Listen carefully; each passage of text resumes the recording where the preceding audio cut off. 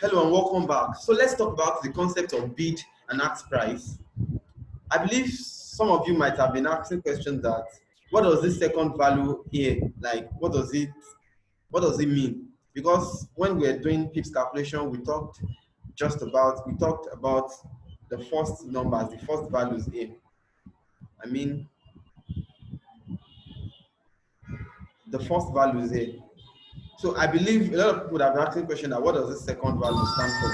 So let's get to it right away. The concept of bid price and ask price. So bid price is the price that buyers are willing to buy, and ask price is the price that sellers are willing to sell. Let me give you an illustration. Let's say you are into you sell clothes and you bought 10 set of clothes for 10,000 naira.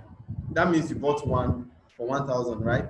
If you want to sell it back, are you going to sell it back the same price you bought it? No, you're going to add a little money so that you can make profits out of your, out of a transaction. So let's say you now decide to sell each for 1,500. 1,500. That means 1,500 in 10 places to give you 15,000. That means you have made how much? You have made 5,000 profits from that transaction. So the same thing happens with ask and bid price. Bid price is the price that buyers are willing to buy. That means buyers in the market, how much are they willing to buy what you have to sell? Then ask price is the price that sellers are willing to sell. Now, I will give you another illustration. Let's say you walk up to the bank and a friend of yours need $1,000. He stays in US, he stays in America, and he needs $1,000. And you are in Nigeria, you are in Nigeria, and you walk up to your local bank and you say you want to transfer $1,000 to your friend abroad. They will tell you our exchange rate is, they might tell you our exchange rate is one, they might tell you our exchange rate is $1 equals 470. They can tell you 450. They can tell you $1 equals 450. So for you to send $1,000, that means you need 450,000 naira to send how much? $1,000. 450 naira to send $1,000. Now, let's say before you left the bank, your friend just called you that, hope you've not sent it, that I already got the money, thank you, you can hold on with your money. And you tell them straight there that you want to withdraw your money, that you're no longer sending it, that you have sent it back to you, that you need to withdraw it back to your country's currency. So the same bank that said their $1 is 450 naira can tell you that $1 is now, let's say, they can tell you it's now 430. So that means you'll be collecting how much? 430,000 naira for the same $1,000. That means in the space of maybe a few minutes that you're in bank, you already make profit of about 20,000 off your transaction. You can't start fighting with them because it is basically the exchange rate, and they have to, charge you for their cost of transaction too. For them to stand in between you, for them to serve as a third party between you and your friend, that means they must be able to benefit from that transaction you are making. So it is simply the concept of ask price and bid price. What it simply means is that they bought dollar from you. Okay, let me take like this. They sold dollars to you because, okay, you need to send dollars to your friend, right, in America. So you don't have dollars, but you need someone that is going to sell dollars to you. So they sold dollars to you at a high price, at 450. They sold dollars to you at 450. Are you with me? Now, by the time your friend sends back the dollar, you need to convert that dollar to naira, right? You need to convert the dollar to naira. So by the time the friend sends back the dollars to you, in that situation, they are not selling dollars to you. They are buying dollars from you. They are buying the dollar your friend sent to you. They are buying it from you. So they are buying it at a low price and selling to you at high price. It is simply business. That is what business people do. Are you getting me? So it is quite understandable. So that is just what just happened is the concept of bid price and ask price. And in forex market, you sell and buy to your broker. So the broker stand as the middleman between your transaction. If you want to buy, if you want to sell. So they are always readily available to buy and sell. Are you getting me? So that is just the concept in simple terms. That is just the concept of ask price and bid price. Now, when you place a order in forex, a buy order in forex, it will activate your trade using ask price. When you place, take note of this, when you place a buy order, it will activate your trade using ask price because you want to buy. Then who are you buying from? You are buying from probably your broker, and your broker, the price they are willing to sell, that is how much they are going to sell to you. So, and we said ask price is the price that sellers are willing to sell. So if you decide to place a buy order, someone is selling to you, so the price they are willing to sell to you is your ask price. So it will activate your trade with the ask price. Whereas if you place a sell order, that means you want to sell something, then definitely someone should be there willing to buy from you. So the price at which that person is willing to buy from you is what is the bid price. So if you place a sell order in forex, it will activate using the bid price. So that is just about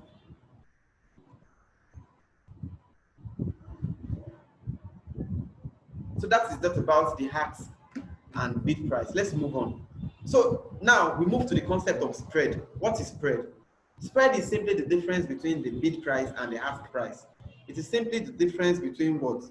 The bid price and the ask price. Now, spread is the profit of your broker. And you don't need to, there's no cost for alarm. Spread is always small and it is measured in pips. So for your broker, the same way your bank made 20,000 naira off your transaction, that is the same way brokers make money through any transaction you make, through any buy or sell that you place in forex. So the difference between that ask price and bid price is what? Is spread. Now, spread varies between trading sessions. Like when 2 or more sessions are open, the spread is always very small. But when just one market is open, like take for example, when Sydney session is open, the spread is always wide at that time. When only Sydney session is open, the spread is always bigger. So that is just that about spread, and it is measured in pips. There are some brokers that charge you very low spread, and that is what I'm going to be sharing with you. I'm going to share you a link to register with my brokers. Like they offer you a very low spread. Imagine you placing a trade and the spread is high. That means the commission they are charging on each trade is very high. They are taking out of your profit already. But if you do business and transact with a broker that offers a very low spread, then you are good to go. So let's move on to the concept of take profit and stop loss. Take profit and stop loss. Now, I told you Forex is really convenient. Forex is really what? It's really convenient. At any point in time, you can place your trade and decide to, you can decide to close your laptop or phone and shut down your internet connection. Once you have given your broker specific instructions, and part of the specific instructions is the instruction of taking profit and stopping loss. Now, what is take profit? This is a form of market order that tells your broker to close your trade for you and lock in your profit when your trade moves a certain number of pips in your desired direction. So definitely, let's say you bought a trade buy. Let's say you bought the market and the market is now moving, and you know that you might not be online, and you say, oh, when market gets to this level, take my profit. So even if you are not online, by the time market eventually moves and get to this point, it will do what? It will automatically close your trade and lock in your profit. If you are offline, your broker can close your trade automatically for you. Now, also the concept of stop loss is, okay, I want to place this buy order now. And what if the trade does not move in my direction? What if it now started going down? So this thing means, stop loss means you are telling your broker that if you are not online and trade is moving in the opposite direction, stop my loss at a particular place. So when it gets to that place you set, it will automatically stop your loss. Now you need to understand how to calculate take profit and stop loss in your trade based on the PIPS calculation we've talked about. Let me give you an example. Let me give you an example. Let's imagine as at the time you enter the market, EURUSD is 1.1703. And you are saying, hey, I might not be online, but if the trade moves 10 pips against me, stop my loss. 10 pips, stop loss. And let's say you bought this market. So 10 pips stop loss would give you what? 10 pips stop loss will give you what? Plus 10. From the, don't forget, from the fourth decimal place start counting. So it's give you 1.1713.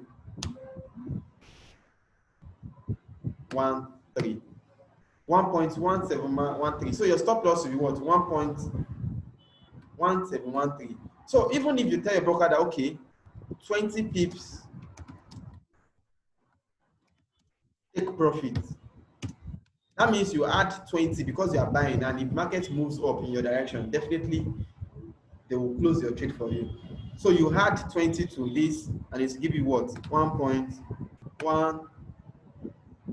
No, this one will give us 1693.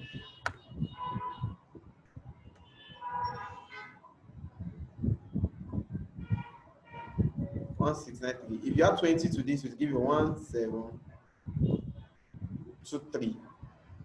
So your stop loss value. So anytime, even if you are offline and you know you shut down your internet, anytime price market gets to this 1.1693, it will close a loss. But if market moves up in your direction and gets to 1.1723, then what will happen?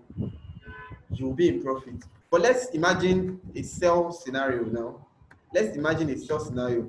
You want to sell EURUSD at 1.1703 and you want to put 10 pips stop loss. That means sell, you want market to go down. So if market goes up, definitely it's going against you. It's going against where you proposed. So what will happen? You will set a stop loss that if it goes above, then you should stop my loss. So 10 pips stop loss will give you 1.1713 for a sell scenario, and it will give you 1683 for take profit. You know, reverse is the case, because if market moves down and decrease in value, indeed, then at 20 pips take profit, it will close your trade automatically. So that is just that about the concept of take profit and stop loss. Now let's move on. Let's move on to the concept of lot size. Now, lot size is the amount or quality of a trade that you bought or sold. Lot size is the amount or quality of a trade that you bought or sold. Now, you need to understand something, that currency pairs are not bought singly. You don't just decide to buy. Let's imagine you say euros USD. You have €1 and you want to exchange it for 1.1073 dollars. And let's say, okay, let's say you have 1.1073 dollars. You now want to exchange it to euros. They will give you €1, right? Because that is the current exchange rate. This is just an imaginary figure, please. It is not the current exchange rate now. It's just an imaginary figure, for example. So now, let's imagine the value of euro now appreciates. The same €1 is now selling for 1.1093 USD. So, and you decide to exchange that euro to dollars back, and they give you 1.10. How much have you made from this transaction? You have made 0.0020. So you have just made 0.0020 US dollars. Now tell me, how long do you want to, how long are you going to wait before you even earn $1? How long are you going to wait before you earn $100? Because this is too micro for you to trade with. That is why you don't buy or sell currency pairs singly. You buy and sell them in packs, and the pack is called what? Lot size. So lot size is also called position size. Lot size is also called position size or trade size. And just like I said, currency pairs are not bought and sold singly, but they are bought and sold in packs called lot size. So let me show you the three types of lot size we have. We have the standard lot and the mini lot, and lastly we have the what? We have the micro lot.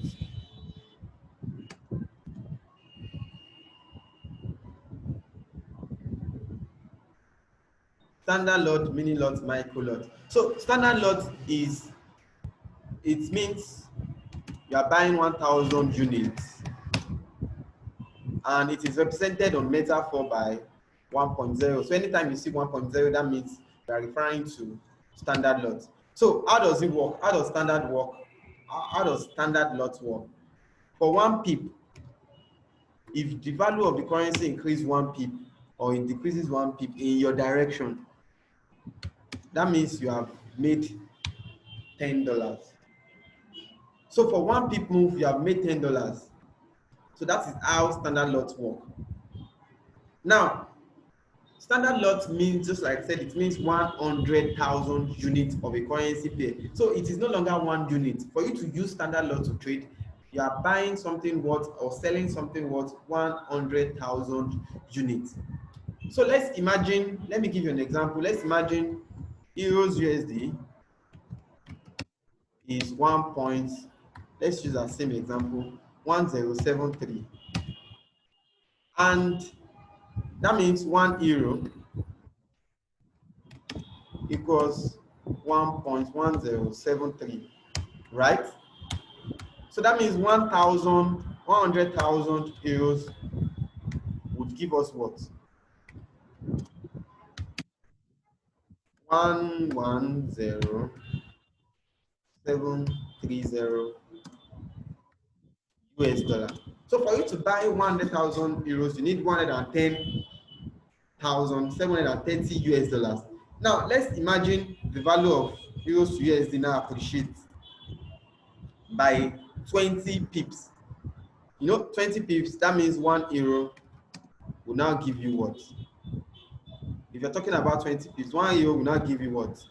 1.1093 US dollars, right?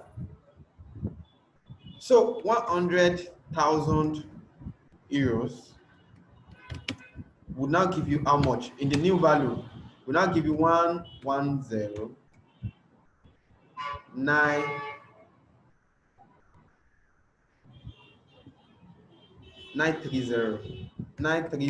US dollars. So in this kind of instance, because you bought 100,000 units of euros and the value of euros now appreciates and give you, 1.1093, then 100,000 euros new value will now be what? 110,930, 110,930 US dollars. So you bought euros and the value appreciates, you are now selling it back. How much profit have you made from this transaction? You've made $200 from this transaction, because if you subtract this from this, you are going to get $200. So because you traded with standard lots for this currency pair that you just traded, you made how much? $200, because it moved 20 pips. It increased in value with about 20 pips. Now compared to the first example we made where you got 0.0020 US dollars, you see that this is more significant than that. So that is why currency pairs are bought and sold in what? In currency, are bought and sold in packs, rather. That is why currency pairs are bought and sold in packs. So let's move on.